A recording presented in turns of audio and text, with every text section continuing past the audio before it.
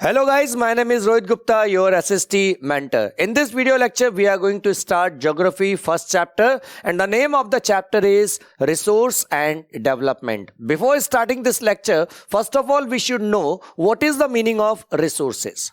Now, anything which satisfy human needs is known as resources. But this is the definition for small classes. अगर हम class 10th की बात करते हैं तो यहां पर definition आपकी क्या हो जाती है?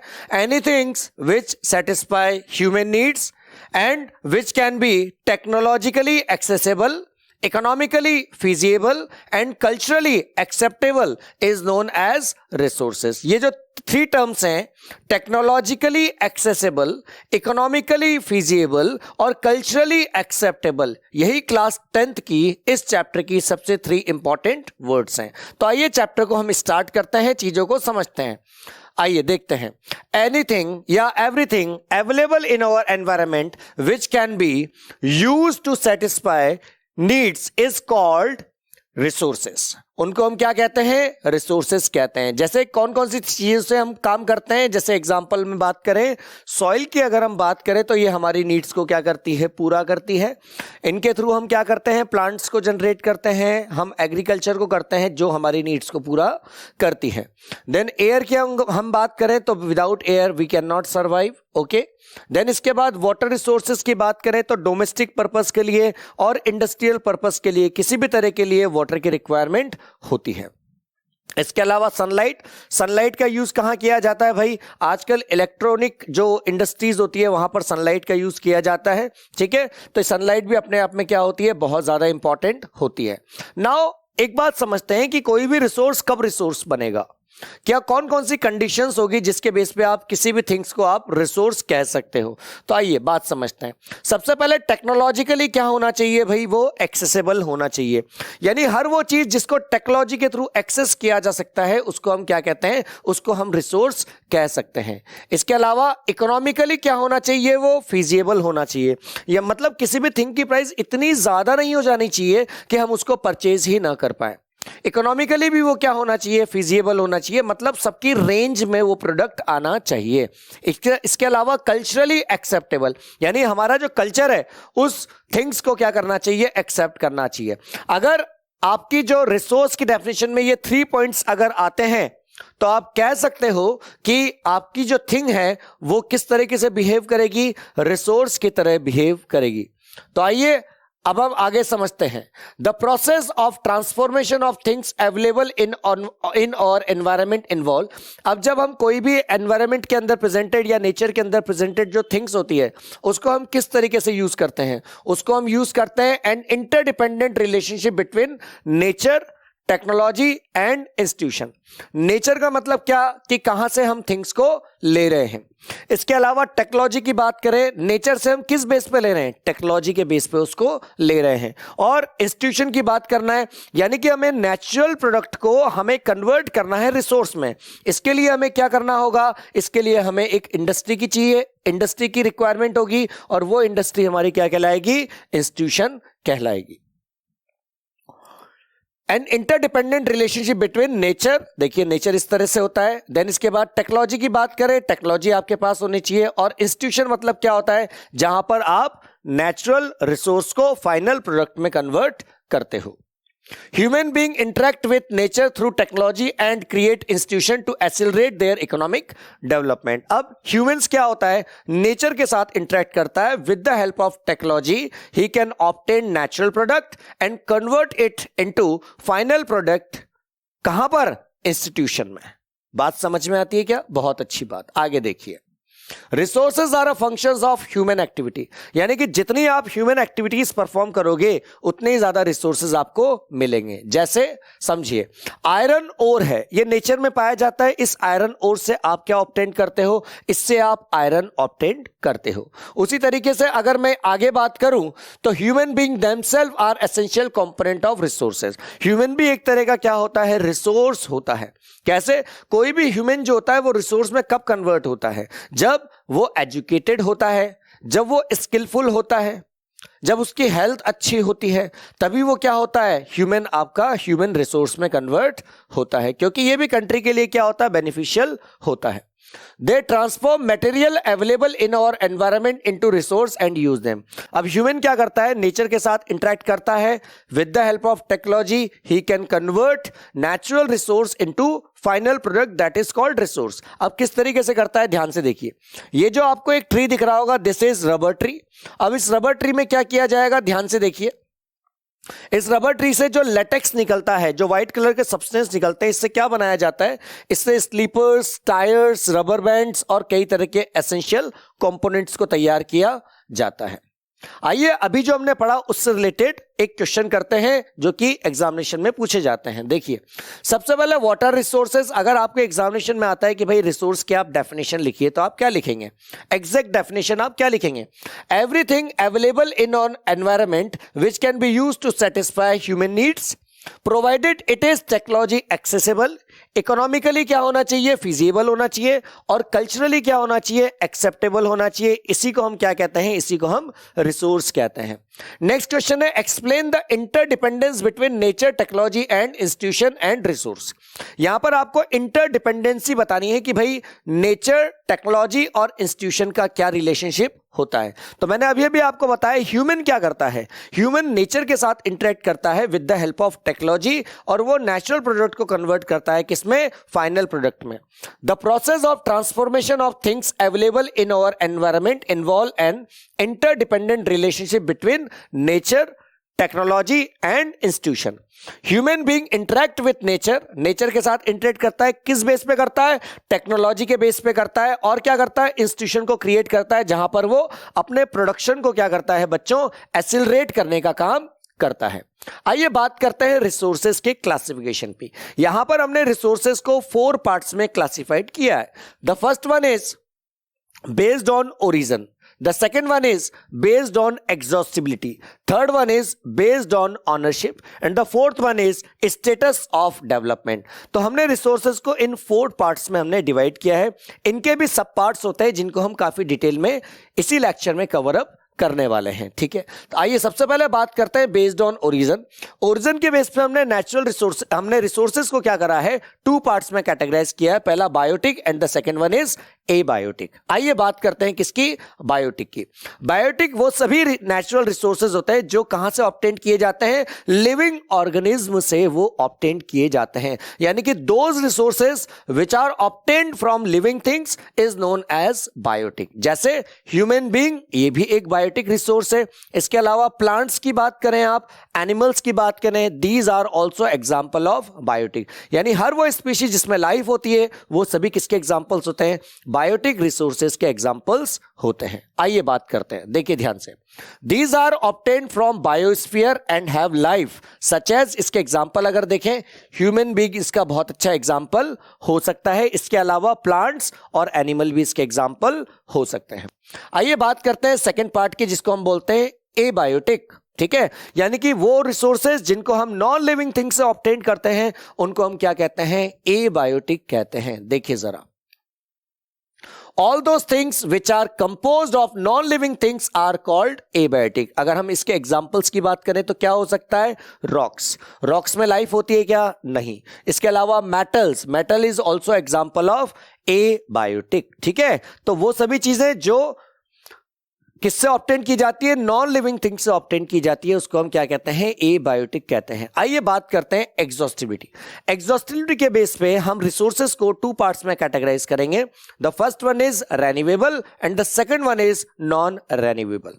रेन्यूएबल रिसोर्सेज वो रिसोर्सेज होते हैं जिनको आप क्या कर सकते हो, रिन्यू कर सकते हो, जबकि नॉन रेन्यूएबल का मतलब होता है वो रिसोर्सेज जिनको एक बार यूज करने के बाद वो आपके लिए क्या हो जाते हैं, वेस्ट हो जाते हैं, उनको हम क्या कहते हैं, नॉन रेन्यूएबल कहते हैं। आइए इन्हीं चीजों को हम ध्यान से समझते हैं। एग्जॉस्टिबिलिटी को हमने 2 पार्ट्स में डिवाइड किया, पहला रेन्यूएबल, दूसरा नॉन रेन्यूएबल। आइए बात समझते हैं रेन्यूएबल क्या होता है, ध्यान से देखिए। The resources which can be renewed और reproduced by physical, chemical or mechanical process are known as renewable और रिप्लेनिशेबल रिसोर्सेज। इनको हम रेन्यूएबल और रिप्लेनिशेबल रिसोर्सेज के नाम से हम जानते हैं, यानी ये रिसोर्सेज कभी खत्म नहीं होते। जैसे सनलाइट है, sunlight is the example of renewable resource, water is the example of renewable resource. ये सभी क्या होते हैं भाई? Air is also example of renewable resource. ठीक है, तो ये कभी खत्म नहीं होते हैं। जैसे सोलर एंड विंड एनर्जी की बात करूं तो ये किसके एग्जांपल है? रेन्यूएबल के। इसके अलावा वाटर की अगर मैं बात करूं तो वो किसका एग्जांपल होता है? रेन्यूएबल रिसोर्स का एग्जांपल होता है। Forest and wild life is also example of renewable resource. अब जो रेन्यूएबल रिसोर्स है वो टू टाइप्स के होते हैं। पहला होता है कंटिन्यूअस और दूसरा होता है फ्लो। द रेन्यूएबल रिसोर्सेज में further be divided into continuous and flow. Continuous क्या होता है भाई? कंटिन्यूअस जो कभी खत्म ना हो उनको हम क्या कहते हैं? कंटिन्यूअस रिसोर्सेज, जैसे विंड हो गया और वाटर हो गया। इसके अलावा दूसरा देखेंगे रेन्यूएबल रिसोर्स का क्लासिफिकेशन, वो होता है बायोलॉजिकल। बायोलॉजिकल में ये अगेन वापस टू टाइप्स के होते हैं। द फर्स्ट एग्जांपल होते हैं, जैसे देखिए नेचुरल वेजिटेशन और वाइल्ड लाइफ। ये क्या होता है बेटा? बायोलॉजिकल होते हैं। बायोलॉजिकल मतलब क्या होता है? जो ह्यूमन एक्टिविटी से क्या हो जाते हैं? इफेक्टेड हो जाते हैं। ठीक है, आइए अब बात करते हैं हम नॉन रेन्यूएबल रिसोर्सेज की। नॉन रेन्यूएबल रिसोर्सेज मैंने अभी अभी आपको बताया था, वो सभी रिसोर्सेज जो एक पर्टिकुलर टाइम के बाद क्या हो जाते हैं? वैनिश हो जाते हैं, खत्म हो जाते हैं, एलिमिनेट हो जाते हैं, डिस्ट्रॉय हो जाते हैं, उसे हम क्या कहते हैं? नॉन रेन्यूएबल रिसोर्सेज कहते हैं। आइए बात करते हैं। These occurs over a very long geological time. Minerals and fossil fuels are example of such resources. जैसे कोल हो गया, पेट्रोल हो गया, ये सभी क्या हैं? ये नॉन रेन्यूएबल रिसोर्सेज हैं। मतलब एक बार अगर आप इनको यूज कर दो तो दोबारा आप उसी प्रोडक्ट को वापस यूज नहीं कर सकते। जैसे एग्जाम्पल के तौर पे अभी हमने बताया fossil fuel is the example of non renewable resources. These resources takes millions of years in their formation. इनको मिलियंस ऑफ ईयर्स लग जाते हैं फॉर्म होने में, इसीलिए इनको हम क्या कहते हैं? नॉन रेन्यूएबल रिसोर्सेज कहते हैं। जैसे एग्जांपल देखिए, some of the resources like metals are recyclable. मगर कुछ मेटल्स ऐसे होते हैं जो रिसाइक्लेबल होते हैं, वो आपका रेन्यूएबल तो होते हैं मगर वो 100% रेन्यूएबल नहीं होते। जैसे यहां पर देखिए, and some like fossil fuels can not be recycled and get exhausted with their uses. जैसे जैसे आप उनको यूज करोगे वैसे वैसे वो क्या हो जाएंगे? खत्म होते चले जाएंगे। जैसे आपकी मोटो बाइक है, उसके अंदर आप पेट्रोल डलाते हो, उसके बाद क्या करते हो? आप उसके ट्रैवलिंग वगैरह करते हो, तो एक पर्टिकुलर टाइम के बाद पेट्रोल क्या हो जाता है? खत्म हो जाता है। दोबारा आपको उसको क्या करना पड़ेगा? फिल करना पड़ेगा, तभी आप अपनी ट्रैवलिंग को कंटिन्यू कर सकते हो। तो fossil fuel is also example of non renewable resources. ठीक है, आगे देखिए, बात करते हैं ऑनरशिप। ऑनरशिप के बेस पे हम रिसोर्सेज को 4 कैटेगरीज में डिवाइड करेंगे। The first one is individual, the second one is community, the third one is national and the fourth one is international. ठीक है, इनके बारे में बात करते हैं। आइए सबसे पहले हम बात करते हैं इंडिविजुअल रिसोर्सेज के बारे में। वो सभी रिसोर्सेज जो हमारे खुद के होते हैं उनको हम क्या कहते हैं? इंडिविजुअल रिसोर्सेज कहते हैं। जैसे आपका जो घर है, उस घर में जितने भी रिसोर्सेज प्रेजेंटेड हैं वो आप ही के तो है ना, तो इसीलिए हम उसको क्या कह रहे हैं? उसको हम इंडिविजुअल रिसोर्सेज कह रहे हैं। यानी कि वो सभी रिसोर्सेज जो खुद के होते हैं, सेल्फ के होते हैं, उसको हम क्या कहते हैं? इंडिविजुअल रिसोर्सेज कहते हैं। आइए इसको बात को समझते हैं। These are on privately by individual. ये रिसोर्सेज इंडिविजुअल पर्सन के होते हैं। Many farmers on land which is allotted to them by government against the payment of revenue. अब क्या होती है? बहुत सारे फार्मर्स को लैंड प्रोवाइड करती है गवर्नमेंट, तो वो जो जमीन होती है वो जमीन किसकी हो जाती है? फार्मर्स की हो जाती है, और जो इससे जो अर्निंग होती है उसका कुछ पार्ट किसको दिया जाता है? गवर्नमेंट को दिया जाता है। ठीक है, in village there are peoples with land owners but there are many who are landless. क्यों ऐसा क्यों होता है? क्योंकि गांव की अगर आप बात करो तो कई पीपल्स तो लैंडलेस फार्मर्स होते हैं और कई लैंडलॉर्ड्स भी होते हैं। अब लैंडलॉर्ड्स के पास तो अपने खुद के रिसोर्सेज होते हैं, मगर लैंडलेस फार्मर्स की हेल्प कौन करती है? लैंडलेस फार्मर्स की हेल्प करती है गवर्नमेंट। ठीक है, अर्बन पीपल्स ऑन प्लॉट्स। अब शहरों की अगर आप बात करो तो शहरों वाले लोगों के पास क्या क्या होते हैं? खुद के प्लॉट्स होते हैं, हाउसेज होते हैं और कई तरह की प्रॉपर्टीज होती है, जैसे व्हीकल्स हो गए, कार वगैरह, ट्रक्स वगैरह। ठीक है, तो ये सब क्या कहलाते हैं? ये सब आपके इंडिविजुअल रिसोर्सेज कहलाते हैं। ठीक है, some of the examples of resources owned by individuals are, ध्यान से देखिए, प्लांटेशन अगर आप करोगे तो ये आपका खुद का होता है, ठीक है। इसके अलावा पेस्चर लैंड जो होता है वो आपका खुद का होता है। देन पॉन्ड्स जो होता है वो आपका खुद का होता है। वेल्स जो होते हैं वो आपके खुद के होते हैं। इन सबको हम क्या कहते हैं? इन सबको हम इंडिविजुअल रिसोर्सेज के नाम से हम जानते हैं। जबकि if we are talking about the second one is that is community government, तो कम्युनिटी गवर्नमेंट में वो रिसोर्सेज जो एक कम्युनिटी के होते हैं, जो एक सोसाइटी के होते हैं, जो एक ग्रुप के होते हैं, उसको हम क्या कहते हैं? उसको हम कम्युनिटी रिसोर्सेज कहते हैं। आइए इसके बारे में डिटेल में हम समझते हैं। देखिए, there are resources which are accessible to all the members of the community। जैसे फॉर एग्जांपल में आपके घर के आसपास क्या होगा? गार्डन होगा। तो क्या वो गार्डन आपका है क्या? नहीं ना, वो किसका है? कम्युनिटी का है। इसलिए उसको हम क्या कहते हैं? उसे हम कम्युनिटी रिसोर्स कहते हैं, ठीक है। अगर आप मूवी देखने जाते हैं थिएटर में, तो थिएटर क्या है भाई? वो कम्युनिटी रिसोर्स है। वहां पर जो भी पेमेंट करेगा वो आके मूवी देख सकता है। तो उसको हम क्या कहते हैं? उसको हम कम्युनिटी गवर्नमेंट कम्युनिटी रिसोर्सेज के नाम से उसको हम जानते हैं। जैसे गांव में देखिए, जो ग्रेजिंग ग्राउंड्स होता है वो आपका कम्युनिटी होता है। ब्यूरियल ग्राउंड्स होता है जहां पर आप मरे हुए इंसान को जलाते हैं, है ना, उसको भी आप क्या कहते हैं? वो कम्युनिटी ऑन रिसोर्सेज होता है। विलेज का जो पॉन्ड होता है, विलेज का जो पॉन्ड होता है वो आपका क्या होता है? कम्युनिटी ऑन रिसोर्सेज होता है। और अगर मैं शहरों की बात करूं तो शहरों में आपको पब्लिक पार्क्स देखने को मिलते हैं, कुछ पिकनिक स्पॉट्स आपको देखने को मिलते हैं, प्लेग्राउंड्स आपको देखने को मिलते हैं। तो ये सभी क्या होते हैं? ये सिटी के अंदर कम्युनिटी रिसोर्सेज के एग्जांपल्स होते हैं। आइए बात करते हैं थर्ड टाइप की, जो कि होगा नेशनल रिसोर्सेज। यानी कि अगर आप इंडिविजुअली अगर आप बात करो तो जितने भी इंडिविजुअल रिसोर्सेज हैं और कम्युनिटी रिसोर्सेज हैं वो किसको बिलोंग करते हैं? वो नेशन को ही बिलोंग करते हैं। क्यों? क्योंकि हम जिस कंट्री में रह रहे हैं और इसके अंदर जितने भी रिसोर्सेज हैं, एक्चुअली वो किसके रिसोर्सेज हैं? वो आपके नेशनल रिसोर्सेज हैं। अगर मैं बात करूं, mountains is a national resource. किसी भी कंट्री में जो रिवर फ्लो होती है that is called national resource. समझ में आ रही है? जो इस कंट्री के अंदर जितनी भी लैंड प्रेजेंटेड है वो सारी क्या है? नेशनल रिसोर्स है। नेशनल रिसोर्स होता क्या है? Technically all the resources belong to the nation. अब एक कंट्री के अंदर चाहे वो इंडिविजुअल रिसोर्सेज हो या फिर वो कम्युनिटी रिसोर्सेज हो, किसी भी तरह के रिसोर्सेज हो, मगर वो बिलोंग किसको कर रहे हैं? वो नेशन को बिलोंग कर रहे हैं। इसलिए उसको हम क्या कहते हैं? उसको हम नेशनल रिसोर्सेज कहते हैं। The country has legal power to acquire even private property for public goods. अगर मान लीजिए आपकी प्रॉपर्टी की वजह से किसी को प्रॉब्लम आ रही है तो गवर्नमेंट क्या कर सकती है? आपकी प्रॉपर्टी को टेक ओवर कर लेती है। इसका बहुत अच्छा एग्जाम्पल बताता हूं कि जैसे देख लीजिए, मान लीजिए स्टेट हाईवेज बनते हैं। अब जब स्टेट हाईवे बनते हैं तो बीच बीच में काफी सारे प्लॉट्स आते हैं, एग्रीकल्चरल प्लॉट्स।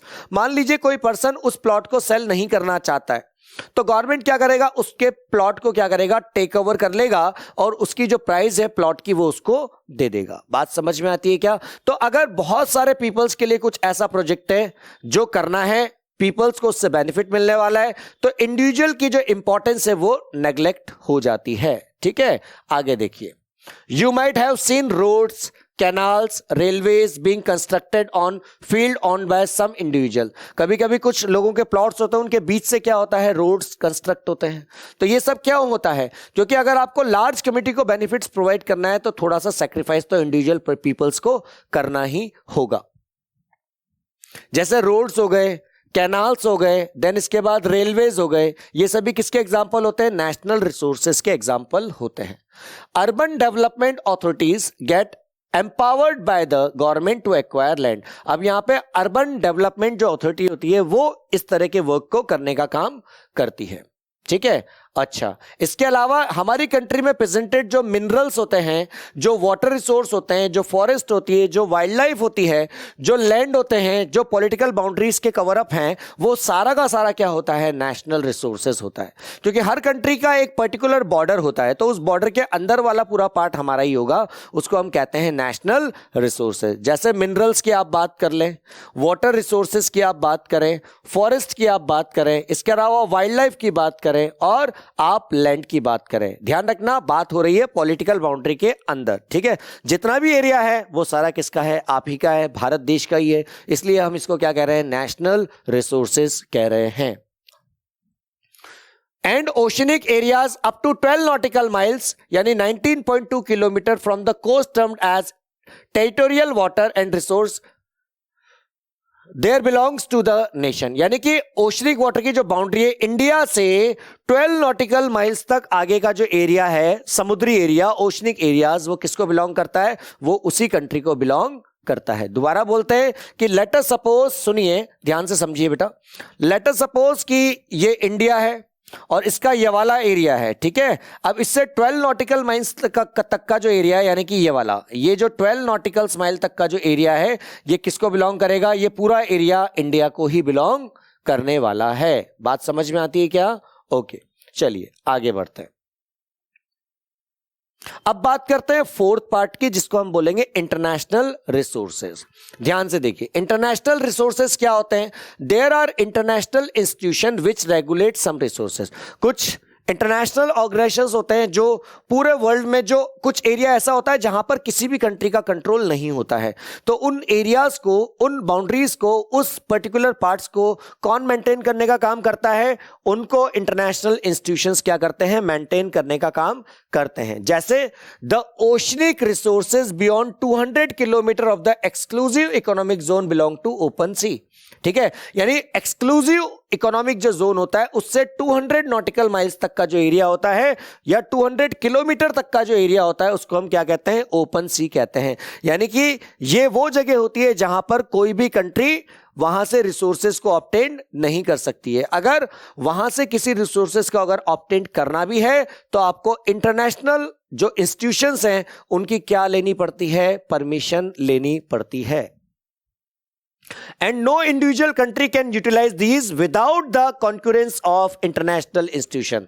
जब तक सहमति नहीं होगी, जब तक बात नहीं होगी, जब तक सेटिस्फैक्शन नहीं होगा, तब तक आप इन रिसोर्सेज को यूटिलाइज नहीं कर सकते, ठीक है। आइए बात करते हैं स्टेटस ऑफ डेवलपमेंट के बेस पे। इसको भी हमने 4 पार्ट्स में कैटेगराइज किया है। The first one is potential, second one is develop, third one is stock and the fourth one is reserve. आइए इसको इंडिविजुअली बात करते हैं। सबसे पहले हम पोटेंशियल रिसोर्सेज की बात करते हैं। ध्यान से देखिए, resources which are found in a region, यानी कोई भी पर्टिकुलर रिसोर्सेज जो किसी पर्टिकुलर रीजन में पाया जाता है but have not been utilise, मगर उसको यूटिलाइज नहीं किया जा रहा है, उसको हम क्या कहते हैं?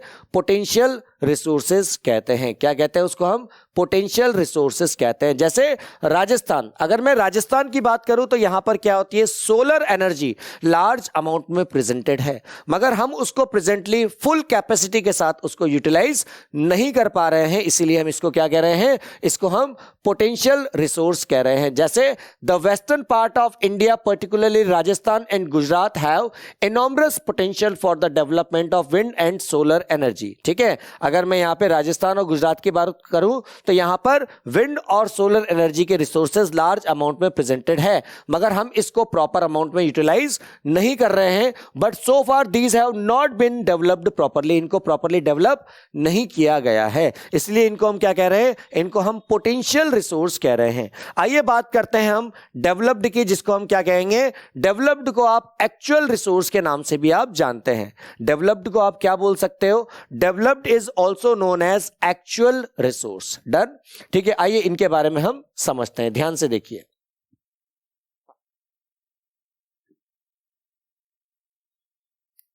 ध्यान से देखिए, डेवलप्ड रिसोर्सेज को हम क्या कह सकते हैं? डेवलप्ड रिसोर्सेज को आप एक्चुअल रिसोर्स के नाम से भी आप जानते हैं। एक्चुअल रिसोर्सेज के नाम से भी आप इसको पहचान सकते हैं, ठीक है। आइए बात करते हैं। देखिए, resources which are surveyed and their quality and quantity have been determined for utilization, यानी वो सभी रिसोर्सेज जिनकी क्वांटिटी और क्वालिटी के बारे में टेस्टिंग हो चुकी है और अब वो यूटिलाइज करने के लिए रेडी हैं, उनको हम क्या कहते हैं? उनको हम एक्चुअल रिसोर्स कहते हैं या डेवलप्ड रिसोर्सेज कहते हैं। इन एक्चुअल रिसोर्स और डेवलप्ड रिसोर्सेज को आप प्रेजेंटली क्या करते हो? यूटिलाइज भी आप कर रहे हो। The development of resources depends on technology and level of their feasibility.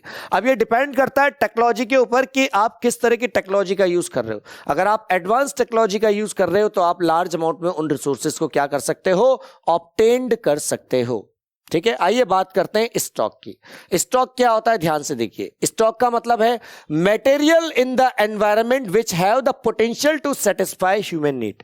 यानी एनवायरनमेंट के अंदर प्रेजेंटेड वो सभी रिसोर्सेज जो ह्यूमन की नीड को क्या कर सकते हैं, पूरा कर सकते हैं, but human being do not have the appropriate technology to access these are included among themselves. यानी कि एनवायरनमेंट के अंदर तो वो रिसोर्सेज क्या है, प्रेजेंटेड हैं, मगर we don't have any technology, हमारे पास टेक्नोलॉजी नहीं है, तो वो रिसोर्सेज अभी भी क्या करे हुए हैं, उस पोजीशन पे प्रेजेंटेड हैं। इनको आप क्या कहते हो, इनको आप कहते हो स्टॉक। क्या कहते हो, इनको आप स्टॉक कहते हो। For example water is a compound of two inflammable gases. जैसे आपको पता है कि वाटर किससे मिलकर बनता है, हाइड्रोजन और ऑक्सीजन से मिलकर बनता है। The formula of water is H2O। अब हमें पता है कि H2O यानी कि 2 मोल्स ऑफ हाइड्रोजन और 1 मोल ऑफ ऑक्सीजन कंबाइंड हो जाएंगे और क्या बना लेंगे, वाटर बना लेंगे। मगर हमारे पास टेक्नोलॉजी नहीं है कि जिस टेक्नोलॉजी के बेस पे हम क्या कर पाए, वाटर को फॉर्म कर पाए। We don't have any technology. अगर इस तरह की टेक्नोलॉजी हमारे पास आ जाती है तो हम कभी भी वाटर को फॉर्म कर सकते हैं, वाटर की किसी भी तरीके से कोई प्रॉब्लम नहीं आएगी। ठीक है, तो इसको हम क्या कहते हैं, स्टॉक कहते हैं। But we do not have the required technical know how to use them for this purpose।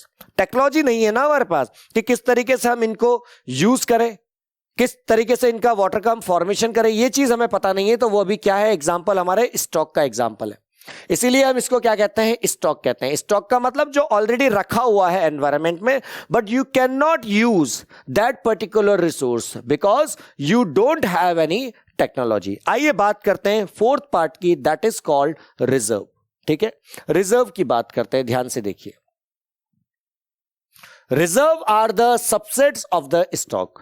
Stock का क्या होता है भाई, सबसेट होता है। मगर रिजर्व की खास बात ये होती है कि रिजर्व को आप क्या कर सकते हो, यूटिलाइज कर सकते हो। आपके पास टेक्नोलॉजी होती है, आपने क्या करा, कुछ थिंग्स को, जैसे आप अपने घर में होते हो, अब आपको राशन वगैरह की जरूरत पड़ती है ना, मंथली राशन की, तो आप क्या करते हो, आप एडिशनल चीजें लाते हो और उसको आप क्या करते हो, आप रख देते हो, कंजर्व करके रख देते हो। वही चीज क्या कहलाती है, रिजर्व कहलाती है। जब भी नीड होगी तब आप उनको क्या करते हो, यूटिलाइज करते हो।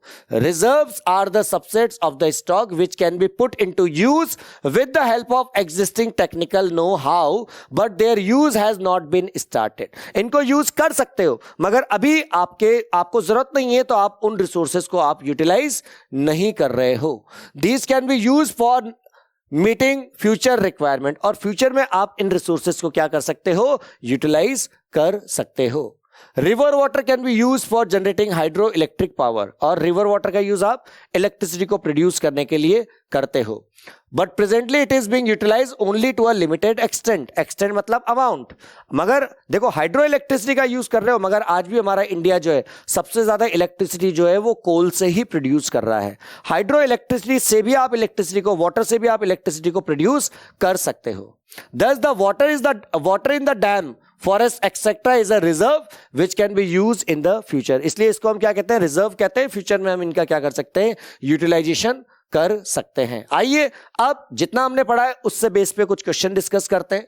पहला क्वेश्चन है, on the basis can we classify the resources, on what basis can we classify the resources. हम रिसोर्सेज को किस बेस पे क्लासिफाई कर सकते हैं, हम ओरिजिन के बेस पे क्लासिफाई कर सकते हैं, हम एग्जॉस्टिबिलिटी के बेस पे क्लासिफाई कर सकते हैं, इसके अलावा हम ऑनरशिप के बेस पे क्लासिफाई कर सकते हैं, और स्टेटस ऑफ डेवलपमेंट के बेस पे हम रिसोर्सेज को क्लासिफाई कर सकते हैं। अगर हम ओरिजिन के बेस पे रिसोर्सेज को क्लासिफाई करेंगे तो हमने रिसोर्सेज को 2 पार्ट्स में कैटेगराइज किया था, बायोटिक एंड एबायोटिक। एग्जॉस्टिबिलिटी के बेस पे हमने रिसोर्सेज को 2 पार्ट्स में कैटेगराइज किया, रेन्यूएबल और नॉन रेन्यूएबल। ऑनरशिप के बेस पे हमने रिसोर्सेज को क्लासिफाई किया 4 टाइप्स में, इंडिविजुअल, कम्युनिटी, नेशनल और इंटरनेशनल। जबकि अगर मैं बात कर रहा हूं स्टेटस ऑफ डेवलपमेंट के बेस पे, तो स्टेटस ऑफ डेवलपमेंट के बेस पे हमने रिसोर्सेज को 4 पार्ट्स में क्लासिफाइड किया। The first one is developed resources, second one is potential resources, third one is reserve and the fourth one is stock. तो ये आपका आंसर प्रॉपर हो गया।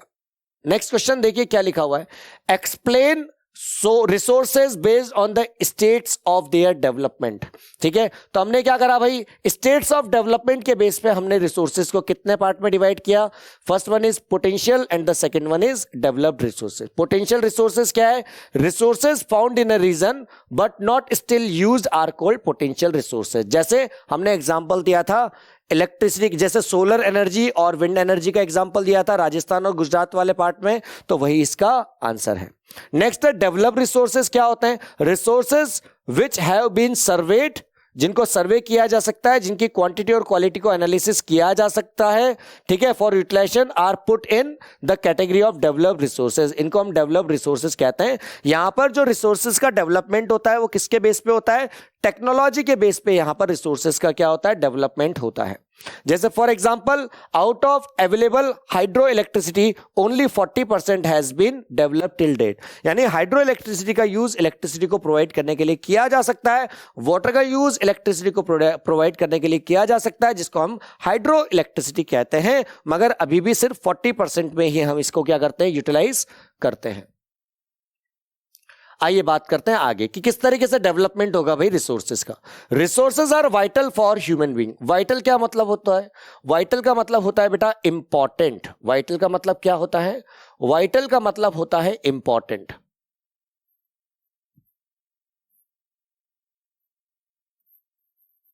वाइटल का मतलब क्या होता है? इंपॉर्टेंट। ठीक है, आगे देखिए। Survival as well as for maintaining the quality of life. Quality of life को मेंटेन करने के लिए भी रिसोर्सेज बहुत ज्यादा इंपॉर्टेंट होता है। It was believed that resources are free gift of nature. और ऐसा माना जाता है कि भाई रिसोर्सेज जो है वो फ्री गिफ्ट ऑफ नेचर है, इसलिए ह्यूमन क्या करता है? उसको इनडिस्क्रिमिनेट तरीके से क्या करता है? यूटिलाइज करना स्टार्ट कर देता है। और जब वो इनडिस्क्रिमिनेट तरीके से जब वो रिसोर्सेज को यूटिलाइज करना स्टार्ट कर देता है तो क्या होता है भाई? प्रॉब्लम्स क्रिएट होनी चालू हो जाती है। कौन कौन सी प्रॉब्लम्स क्रिएट होनी चालू हो जाती है? Depletion of resources for satisfying the greed of few individuals. अब कुछ लोगों की डिमांड्स तो पूरी हो जाती है, मगर पूरी कम्युनिटी की डिमांड्स पूरी नहीं हो पाती है। इसकी वजह से क्या होता है? Accumulation of resources in few hands which in turns divided the society into two groups. Society two parts में कैटेगराइज हो जाती है। पहली क्या होती है? रिच, और दूसरी क्या होती है? पुअर। ठीक है, दो पार्ट्स में डिवाइड हो जाती है, पहली रिच और दूसरी क्या हो गई? पुअर। इनडिस्क्रिमिनेट एक्सप्लॉइटेशन अगर आप करते हो रिसोर्सेज का, तो इससे कई और तरह की प्रॉब्लम जो होती है जिनको हम इकोलॉजिकल क्राइसिस कहते हैं। ठीक है, यानी नेचर के ऊपर भी नेगेटिव इंपैक्ट पड़ना स्टार्ट हो जाता है, जैसे ग्लोबल वार्मिंग।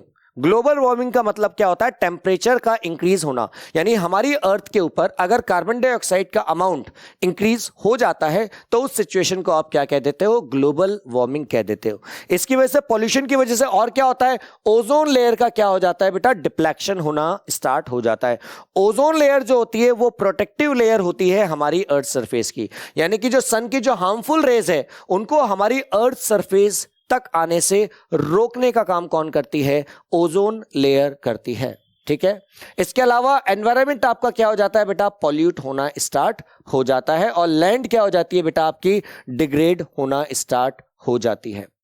एंड इसके लिए हमें क्या करना चाहिए? An equitable distribution of resources has become essential for the sustained quality of life and global peace. इसीलिए जितने भी रिसोर्सेज हैं, नेचुरल रिसोर्सेज है, उनको हमें प्रॉपर तरीके से क्या करना चाहिए? डिस्ट्रीब्यूट करना चाहिए, ताकि हर पर्सन जिसको भी जरूरत है वो उन नेचुरल रिसोर्सेज को क्या कर पाए? यूटिलाइज कर पाए और अपनी लाइफ को कंफर्टेबल बना पाए। If the present trend of resources depletion by few individuals and countries continue, the future of our planet is in danger। अगर इसी तरीके से प्रॉब्लम चलती रही तो हमारा जो फ्यूचर होगा वो क्या हो जाएगा बेटा? खतरे में पड़ जाएगा। ठीक है, sustainable existence is a component of sustainable development. और इसके लिए हमें क्या करना पड़ेगा? इसके लिए हमें सस्टेनेबल डेवलपमेंट का यूज करना पड़ेगा, यानी कि हम रिसोर्सेज को यूटिलाइज तो करें मगर प्रॉपर वे में करें, हम नेचर को डैमेज ना करें, हम अपने रिसोर्सेज को कुछ इस तरीके से यूटिलाइज करें कि जो आने वाली फ्यूचर जनरेशन है वो भी उन रिसोर्सेज को क्या कर पाए? यूटिलाइज कर पाए। Sustainable economic development means development should take place without damaging the environment. This is the definition of sustainable development, and development in the present should not compromise with the needs of the future generation। और ऐसा नहीं हो कि अभी हमारे पास resources है तो हम लार्ज अमाउंट में उसको यूटिलाइज कर लें, फ्यूचर के लिए तो हम उन रिसोर्सेज को छोड़े ही ना, ऐसा नहीं। सस्टेनेबल डेवलपमेंट का मतलब है जितने रिसोर्सेज की रिक्वायरमेंट है, जितने रिसोर्सेज की आपको नीड है, उतने अमाउंट में आप यूटिलाइज करें, और बाकी रिसोर्सेज को आप किसके लिए छोड़ दें? फ्यूचर जनरेशन के लिए आप छोड़ दें। आइए इससे रिलेटेड कुछ क्वेश्चन करते हैं. What problems are caused due to indiscriminate use of resources. अगर रिसोर्सेज का कंटिन्यूअसली या इनडिस्क्रिमिनेट तरीके से यूटिलाइजेशन होता रहा तो क्या क्या प्रॉब्लम्स आएगी. रिसोर्सेज देखिए ये वही है जो भी हमने आपको बताया. Resources are important for human survival as well as for maintaining the quality of life. It was believed that resources are free gift of nature और उसकी वजह से ह्यूमन क्या करता है, उसका इनडिस्क्रिमिनेट तरीके से यूटिलाइजेशन करना स्टार्ट कर देता है, जिसकी वजह से इकोलॉजिकल क्राइसिस क्रिएट होना चालू हो जाते हैं. कैसे? सबसे पहले तो depletion of resources for satisfying the greed of few individual. कुछ लोगों की नीड पूरी हो जाती है मगर अधिकतर लोगों की नीड पूरी नहीं हो पाती है. अगर आप रिसोर्सेज को कुछ लोगों को डिस्ट्रीब्यूट कर देंगे, बाकी लोगों को डिस्ट्रीब्यूट नहीं करेंगे, तो सोसाइटी आपकी टू पार्ट्स में कैटेगरी में डिस्ट्रीब्यूट हो जाएगी, रिच और पुअर. इसके अलावा इनडिस्क्रिमिनेट अगर एक्सप्लॉयटेशन करेंगे आप रिसोर्सेज का, तो इसकी वजह से क्या होंगे, इकोलॉजिकल क्राइसिस क्रिएट होने चालू हो जाएंगे, जैसे ग्लोबल वार्मिंग. इसके अलावा ओजोन लेयर डिप्लेक्शन, उसके बाद वाटर का डिस्ट्रॉय होना, वाटर का पॉल्यूट होना, इसके बाद लैंड डिग्रेडेशन. ये सब प्रॉब्लम्स आपकी क्या हो जाएगी, क्रिएट हो जाएगी. So this was your lecture dear student. बहुत जल्दी मिलते हैं नेक्स्ट वीडियो में. तब तक thank you so much for watching this video. Thank you so much.